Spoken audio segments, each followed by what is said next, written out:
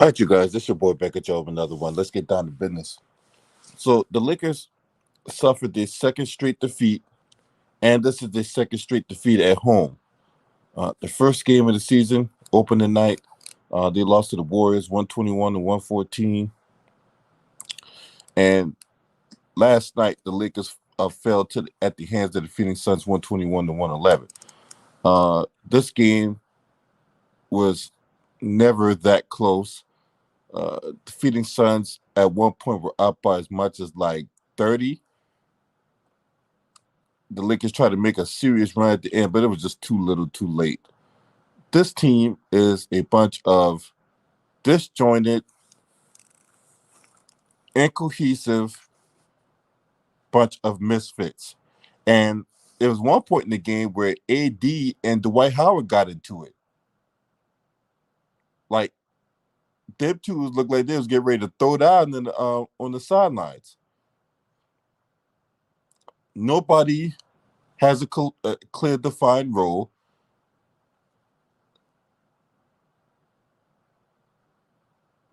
Russell Westbrook out here playing like a dago Tasmanian devil. If this team is just not, I didn't know what they were thinking. Sleepwalking during preseason, you would think with a whole bunch of new players together, that would be the time to work on your chemistry, right? Work on your whatever role that you was going to get or be assigned to, right? Now we heard the report about LeBron running this team for much of the preseason and running the practices and things of that nature, right? So if he's running the practices, if he's running the team routine during the preseason, then what was the whole purpose of the coach, right? Ain't that's why you hired a head coach?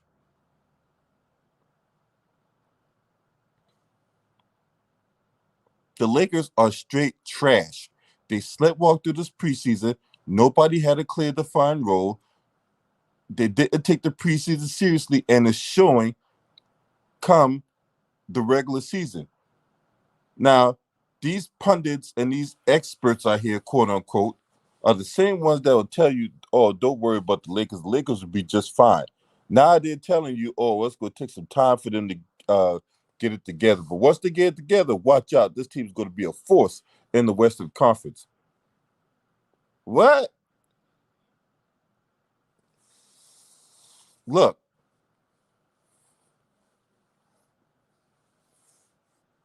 and to that troll that came in here calling some trying to talk trash and all that, yeah, that's why I bat your ass out of here.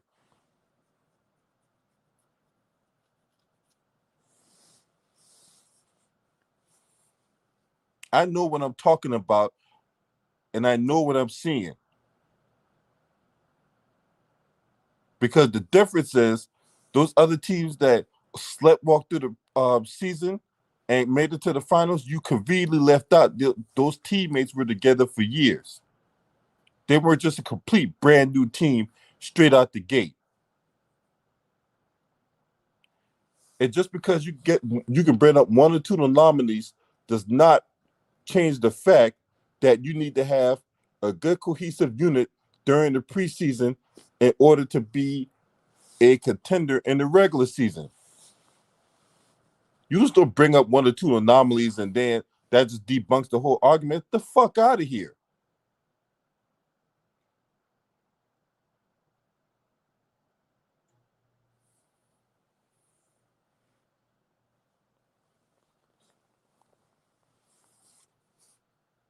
This team is a mess.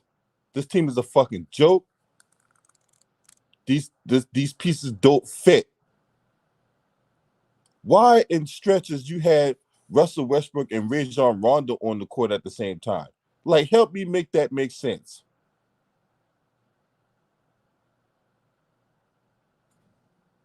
Guys is playing uninspired basketball. There was one play with LeBron. He got hit, but instead of him getting back into the play, he just stayed on the other side of the court. He did that on multiple occasions last night. But that's supposed to be the greatest player of all time?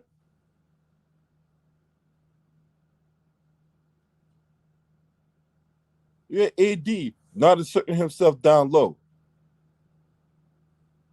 And don't tell me anything about the refs, all right? I don't want to hear anything about the refs. This team played like shit. That was unacceptable last night from what I saw.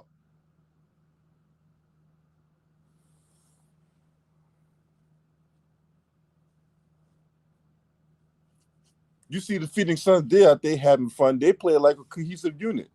You saw the Golden State Warriors, they were playing like a cohesive unit. This team is anything but cohesive.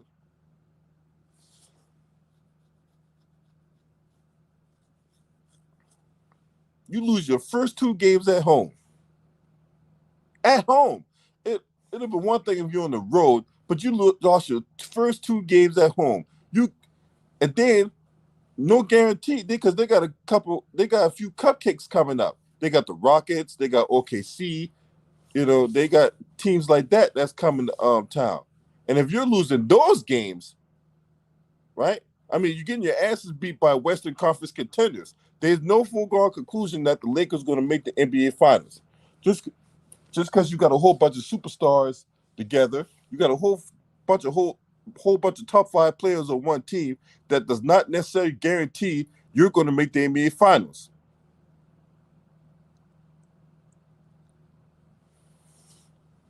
It may look good on paper, but games are not won and lost on paper. Games are won or lost on the court.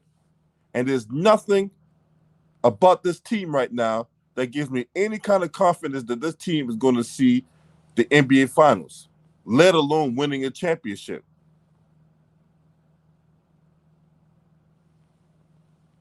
Yeah, they brought back Rondo and Dwight Howard, right? But you got Russell Westbrook, you got Carmelo Anthony, which I don't know why Carmelo Anthony ain't getting enough run, right? DeAndre Jordan's unplayable, but yet y'all promised this man he was going to start.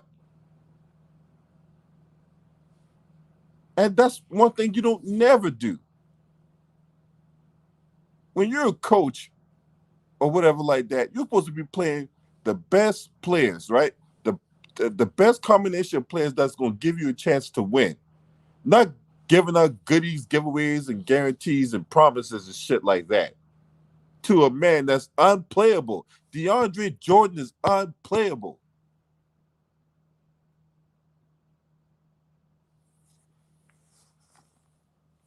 Give a damn if you promised him a role in the starting lineup. Big fucking deal.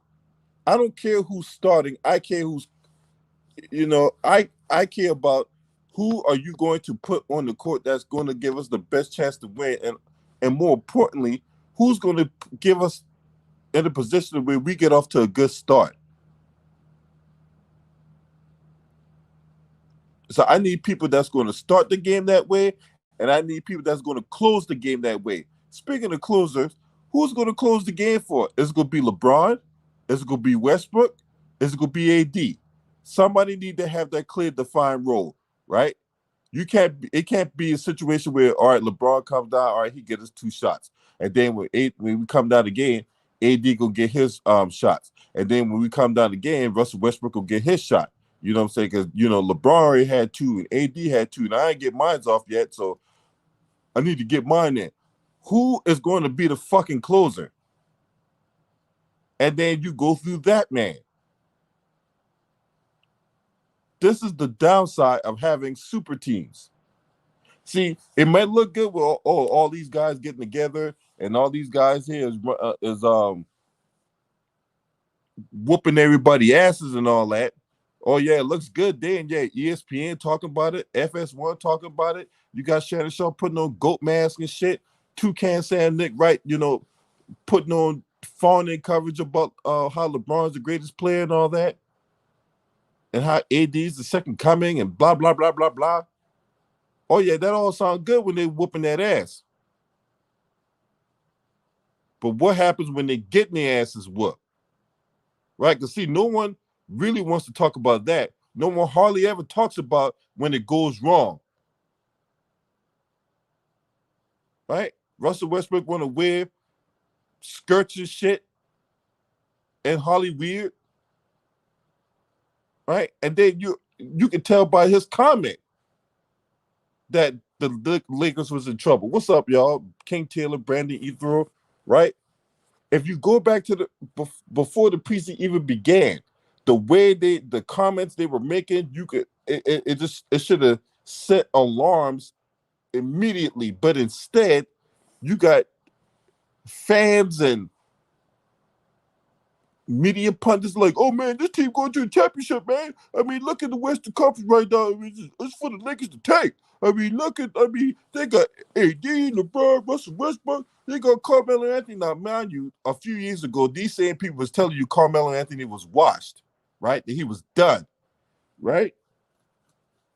Now these same people fawning all over Carmelo Anthony just because he's playing with LeBron, right? But he ain't hardly seeing the court. This dude ain't hardly getting no burn. And he one of the more consistent shooters they got.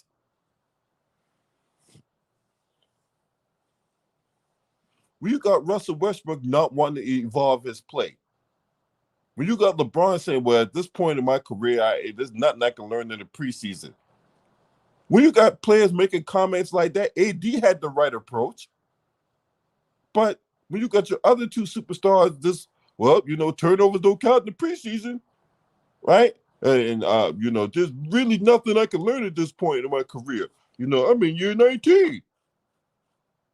You're already setting the wrong example. You're already starting the preseason off on the wrong foot. Guys not playing during the preseason. They're on the bench, but they're not playing. They're not getting no chemistry about each other. And Frank Vogel had a hell of a time getting a contract extension. Now he finally got it, but one is questioning right now whether or not Frank Vogel is a lame duck coach. Now I know that this 0-2 and there's 80 more games left to play in the regular season, but you cannot like how this team is going right now. No one has a clear defined role.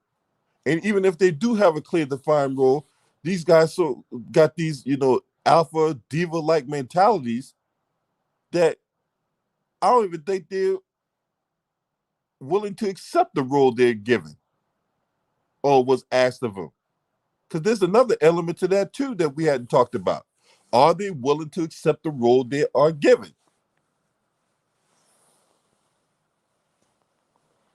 I mean, you look at that game last night, it was just a complete shit show.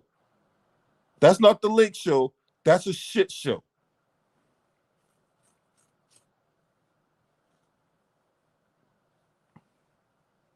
Lakers teams, I know, had an offensive set. People knew where they were supposed to be. People knew that if this situation come up, this is what you did. There was team chemistry. There was unity. There was a sense of purpose in those great Lakers teams. There was a sense of wanting to be great. There was a sense of wanting to put on the uniform and put on a good show for the fans. Those fans who work a 9 to 5. Some people work 12-hour shifts just so they can afford a ticket, just so they can be able to go to a basketball game for 2.5 hours and enjoy themselves, watching their favorite team play, watching their favorite team go out there and do what they're supposed to do. Not this. This is anything but that.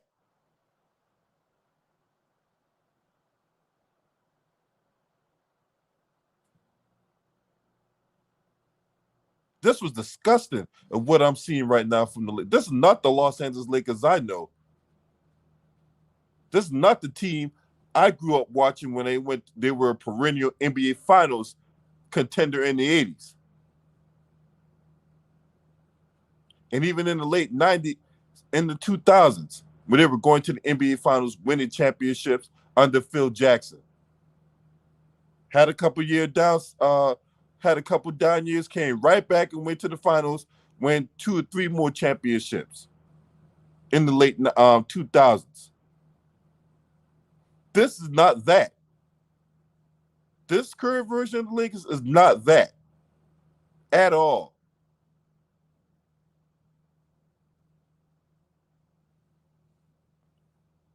You got Russell Westbrook flopping on the court, crying about fouls and all that. Instead of going out there playing, you got LeBron out here not wanting to get back into play.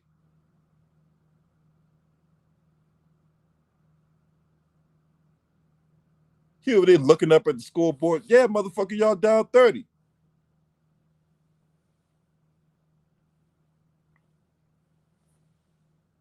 You ain't everybody just pressing just to get something going, right? They're trying to force the action as opposed to letting the action come to them.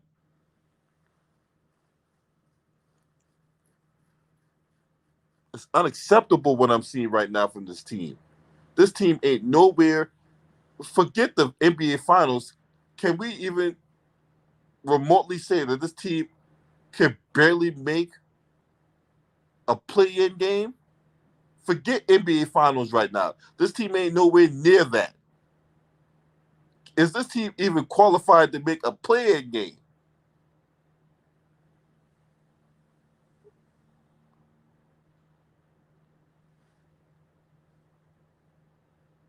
So I don't want to hear nobody talk about NBA Finals right now.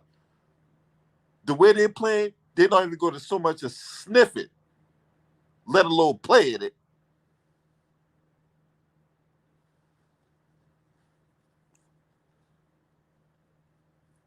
They need to get their fucking acts together.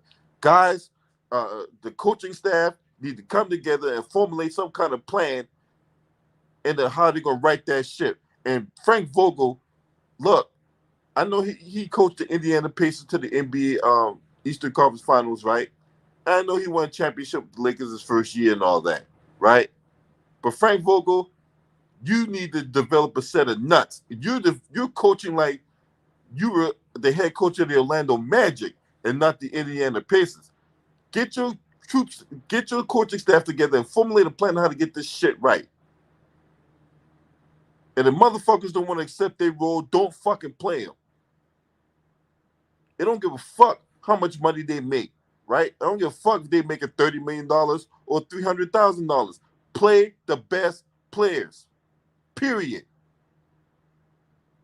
I can't remember the name of that one guy that was killing the preseason. And he will hardly even fucking play him these first two games.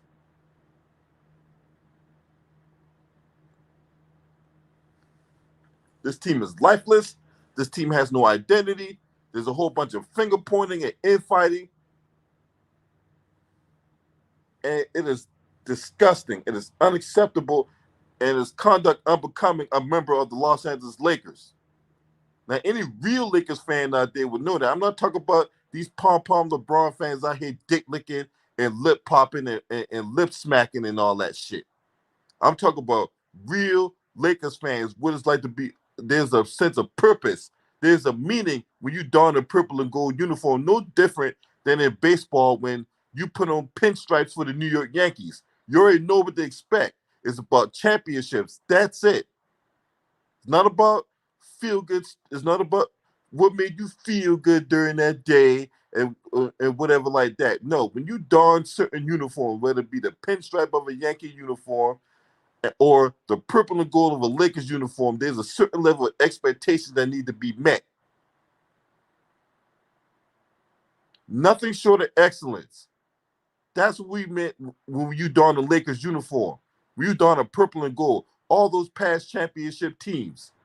When you go in Staples Center or back in the day when there was the great Western Forum and you look up at the rafters, you see all the Lakers greats, all those numbers that's being retired, all those championship banners that hang up there. How do you think they got that?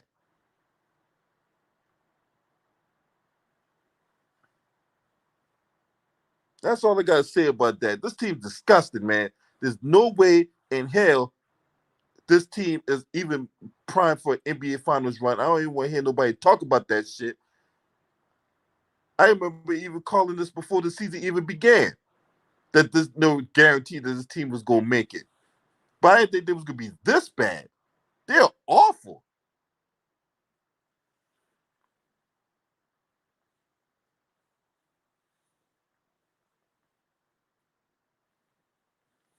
Now you got these same pundits out here telling you that before the season started that they was going to be in the NBA Finals. Now they're telling you it's taking them time for them to get together, and they don't know how long it will take. You had some people say it might take all year for this team to get it together. But shit, at that point, it might be too late.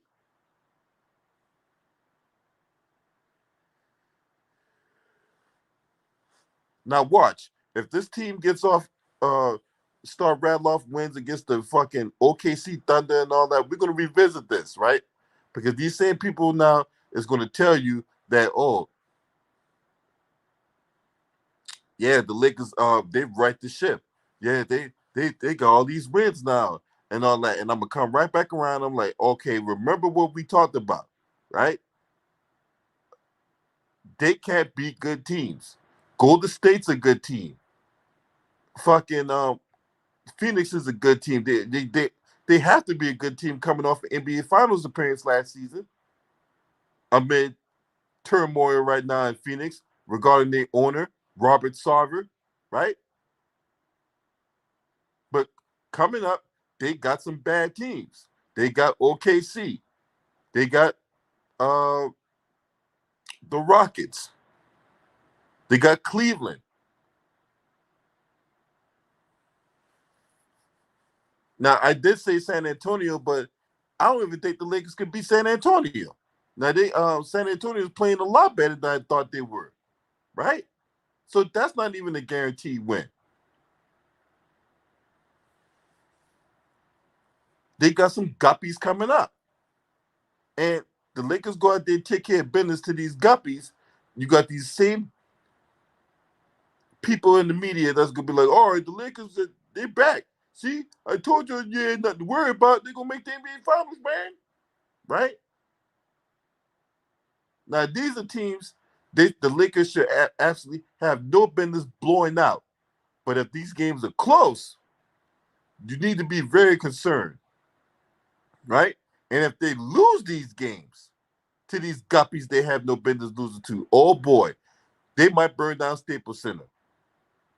But you let me know what y'all think about this, right? The Lakers are disgusting, man. This is unacceptable, and this is conduct unbecoming a professional basketball team. Smash the like, hit the subscribe. This your boy. Scream at me. All right.